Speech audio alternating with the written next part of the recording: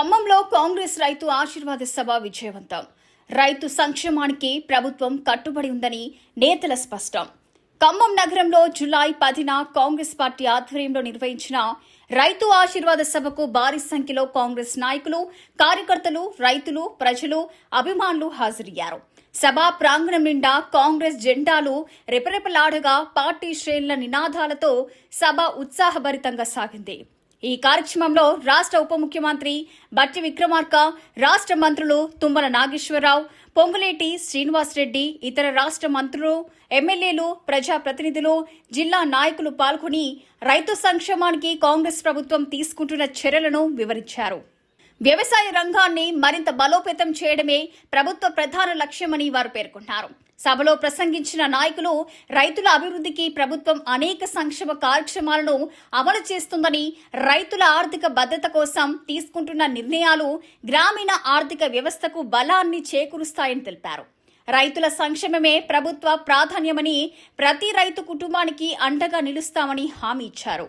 ఈ సందర్భంగా ముఖ్యమంత్రి రేవంత్ రెడ్డి చేతుల మీదుగా రైతు భరోసా నిధులను విడుదల చేయడం రైతుల్లో ఆనందాన్ని నింపింది.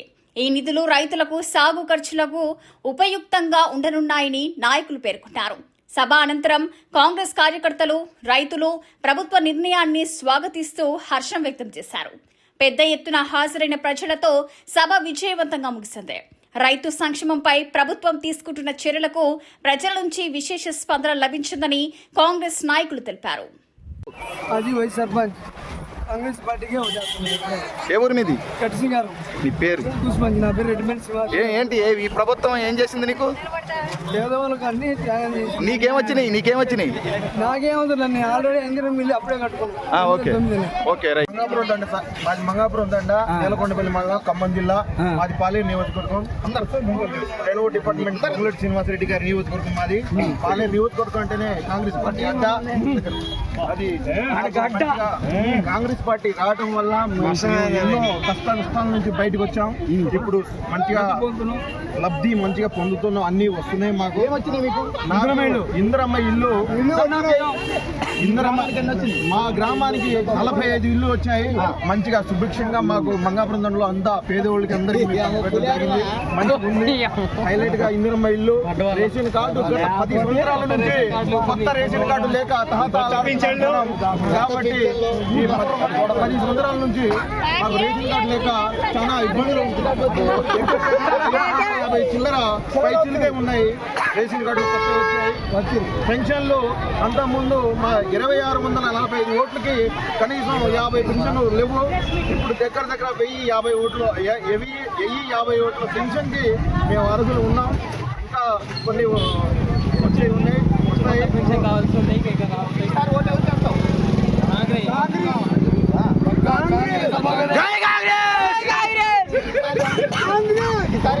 ఎవరికి వేయాలన్న ఓటు? కాంగ్రెస్. పాలేరు నియోజకవర్గం కాంగ్రెస్. పొంగులేటి శ్రీనివాసరెడ్డి గారు అడ్డా. అది కాంగ్రెస్ అంటేనే పొంగులేటి శ్రీనివాసరెడ్డి గారు.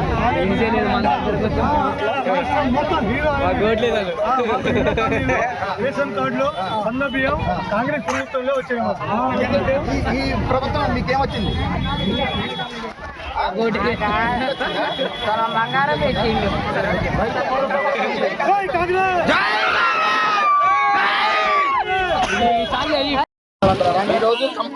ఈరోజు ఖమ్మం జిల్లాలో రేవంత్ రెడ్డి గారి మీటింగ్ వచ్చారు.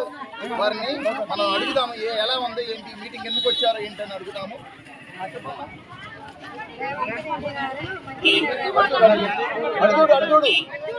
మహిళలకి 2500 చొప్పున ఒంటరి మహిళలకు ఇస్తానని చెప్పారు. ఇప్పుడు ఆ మాట మాట్లాడతారని మేమందరం డాక్రా మహిళల అందరం వచ్చాము. ముఖ్యమంత్రి గారు ఇప్పుడు ఇల్లు వచ్చిందాను మహిళలకి